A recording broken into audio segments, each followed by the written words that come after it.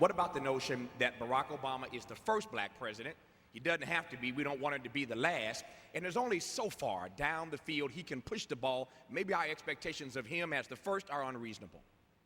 Well, Tavis, that's ludicrous, as Mike Tyson might say. And because everybody, I was the first, so I wanted to be calm and reasonable in articulating my viewpoint. But I'm fired up right now. All right, and I'm gonna just take half a minute more because I want to say this. First of all, he is the first black president, but we got to remember that. Jackie Robinson was the first. Jackie Robinson wasn't the best ball player. He was the best ball player suited to exist under the conditions that white folk would impose upon him. So I'm not suggesting that Mr. Obama is not a brilliant man. I knew him earlier than most people in this building, since '91. I was with Obama when most people who were black were with Hillary Clinton, when they were calling him Barack Obama.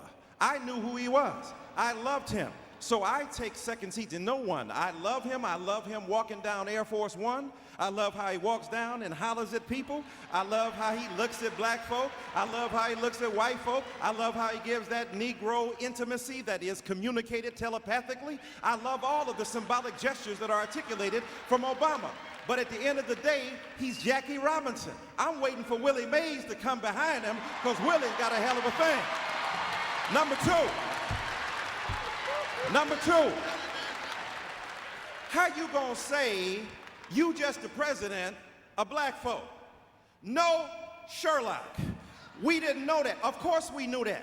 I'm the very person who said he got to holler at white folk and wink at us. So don't tell me that I didn't understand that you had to engage in code switching, which is the predicate for acceptance in the larger circle of white supremacist logic, so that you could then get in with a black voice. But don't get up in there and become who you said you were against to begin with. Your point is that, and I'm not talking about black versus white, I'm talking about right versus wrong. So my point is, you are the president of everybody, which includes me. I am from America too. I'm from Detroit, Michigan. That's in America. New Jersey ain't got to be New York to be part of America. I ain't got to be white to be part of America. Latinos asking them for something and they got something. Gay and lesbian said don't ask, don't tell, changed it. Jewish brothers and sisters said deal with Israel, deal with it. All of those are specific entities. Why is it when it comes to Negroes? Why is it when it comes to black folk? All of a sudden we are persona non grata. I tell you, Mr. Obama, to deal with the black agenda is what every president before you had to do. How you gonna be any different? Abraham Lincoln had to deal with race. George Washington had to deal with race. LBJ had to deal with race. How come you the first president that ain't got to deal with race? It wasn't a black president who passed the Civil Rights Bill. It wasn't a black president who passed the Voting Rights Act. It wasn't a black president who passed the Fair Housing Act. It wasn't a black president who dealt with fair housing. It wasn't a black president who dealt with affirmative action. You gonna be like every other president, deal with race. If you wanna be great, deal with the Negro question. Now let me say this. How you gonna say this? One size does not fit all. When you go to the hospital, some people taking aspirin for hangnails. Some people taking insulin for diabetes. And some people taking chemotherapy for cancer. Ain't no such thing as a rising tide lifts all boats. You got to target your particular reality and tailor the public policy. And let me say this. First of all, everybody ain't got no boat. So you need to make some funds available for boat making. Then when we get to boats, some people got them little dinghies out there, and some people got some cruise liners. And the folk with the cruise liners don't give a damn what you do anyway. So the rising tide is not gonna benefit us because we're being displaced by those big cruises. How you gonna deny Negroes money, 17% almost unemployment, 9% with white folk, 12% with Latinos, and tell me it's all equal? I'm telling you this, you bailed out the notorious AIG, you bailed them out, you bailed out General Motors, but you can't bail out African-American people who put together dimes and nickels and had parties for you to make sure that you could get up in the White House, and now when you get there, you can't have amnesia. Let me say this. Last second, Dyson, go ahead. Let me say this and I'm gonna be done. It ain't no stimulus, it's stimulum. We ain't been stimulated.